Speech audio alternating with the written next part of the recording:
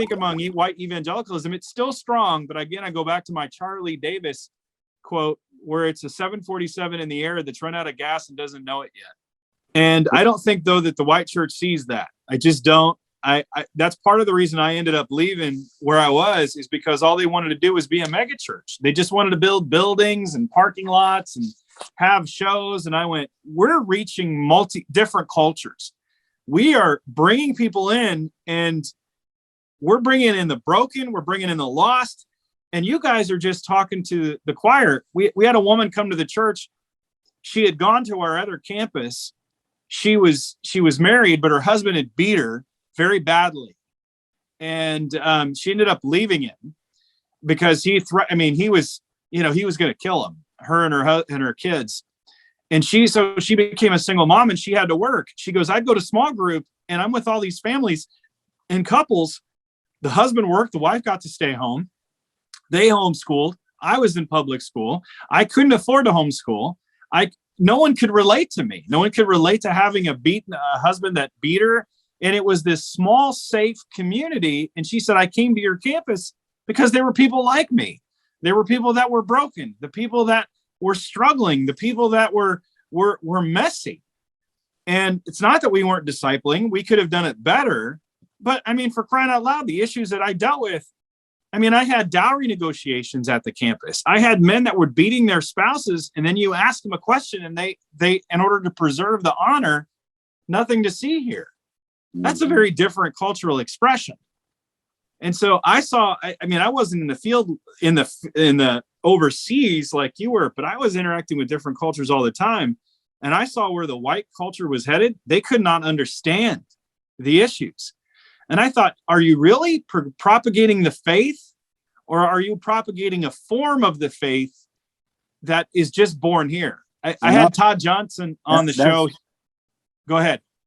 That's the point. They're not propagating the faith. They're arguing with Christians of who is a real Christian. And I said, guys, from everything you've heard in me, am I a conservative Christian?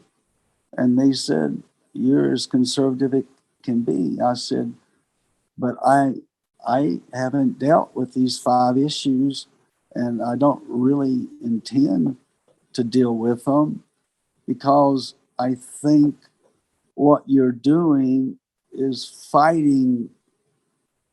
Well, you're doing 2 things. We're again arguing about who is really a conservative Christian. Yeah. Back years ago, it was whether or not we believed the Bible was the inerrant word of God. We had the battle over the Bible. I said, now there's a multiplicity of these things that in the mission field, the lost world I've been in, they haven't ever been issues. And yet in this conversation about what it means to be a conservative Christian, it has to do with politics, the age of the earth, and it doesn't have to do with, I said, guys, what we get to do in the mission field, we do all the time, is we stop asking families and singles, how many people have you witnessed to this month in your monthly report? Is how many meals have you shared with families in their homes, in our homes? And we found if we shared the gospel one by one, they came to Christ one by one, and Islam picks them off one by one. And if the smallest unit that can survive in persecution is when a family comes to Christ, which is the biblical model.